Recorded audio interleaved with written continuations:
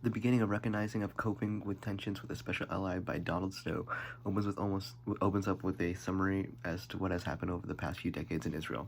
Snow details the conflict between Israel and Palestine, which began when Israel was established as a state in 1948. Furthermore, ever since Israel's independence in 1948, other neighboring countries such as Egypt, Jordan, Syria, and Lebanon have been in conflict with Israel over Israelis claiming that land that belonged to the pan-Arab nations, which is regarded by Jewish people as their ancestral homeland. Donald Snow's first point of three, titled A Sketch, outlines what Israel is really like when looking at it from a bigger perspective. He details that Israel is one of the most advanced countries in the world, and that if it were a bigger country, Israel would most certainly be up in the upper ranks of the world powers. In addition to this, Snow also details that too many Israelis through the history have been struggling to survive, whether it be through the Holocaust or other events, but he also details that many Israelis have come to the conclusion that they can only rely on themselves for the survival of their people. When Israelis relied on others for assistance, they were punished.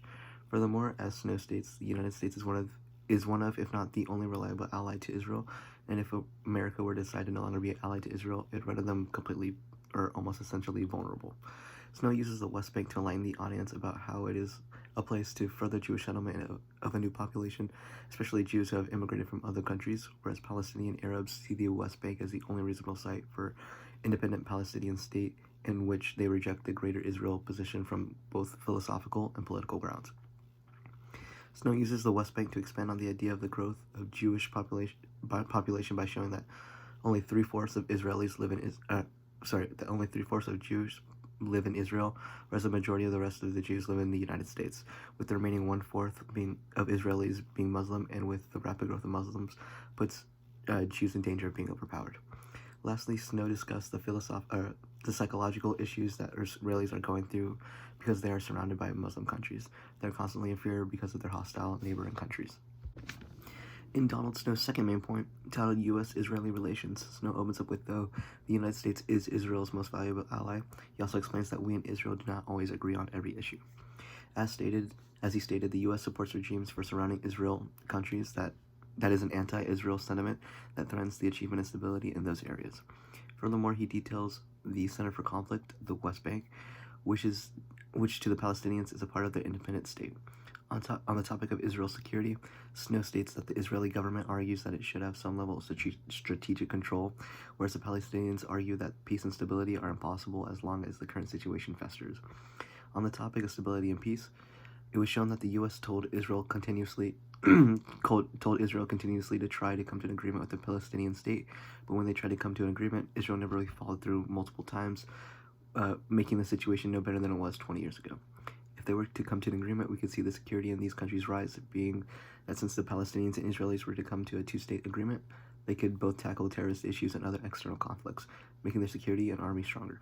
But since they cannot come to agreement, they cannot give up on either side because it would be essentially political suicide, causing them to give up land that are historically and religiously important to them. Lastly, Snow discusses that, as he calls, the right of return, which whenever Israel gained its independence, led to 500,000 Palestinians fleeing their homes, which now that number has raised to several million, raising the idea that Palestinians should have the right to return to their homes and reclaim their property that they had once abandoned.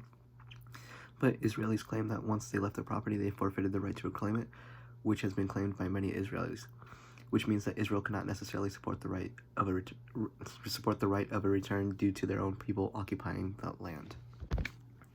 In Snow's last point, U.S. options, he starts by discussing that if Palestinians and Israelis were to come to some sort of agreement, it would be seen to the Palestinians as a step forward in destroying Israel.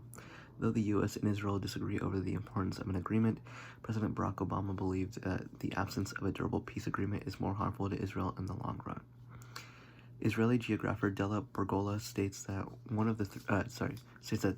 of the three goals: preserve the Israeli state's Jewish identity, democratic character, and territorial state, that only 2 out of 3 can be done, but not all 3.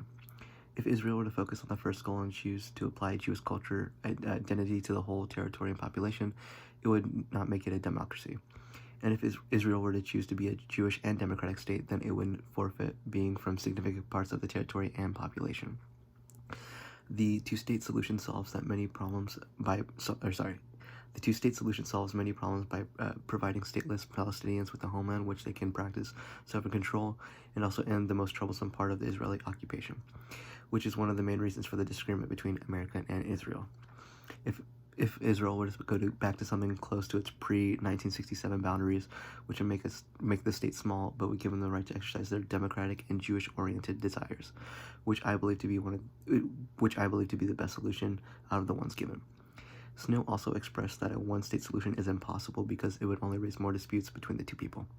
Lastly, though both sides don't state explicitly, they both want a status quo, which would leave the situation between the two people fluid.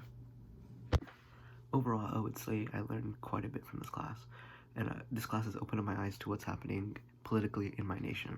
For example, drones. Drones has been a little controversial in this nation because it's a moral dispute, whether it's the right thing to do or not the right thing to do.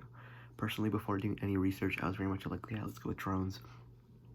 Drones are the way to go. We're keeping our soldiers' lives safe.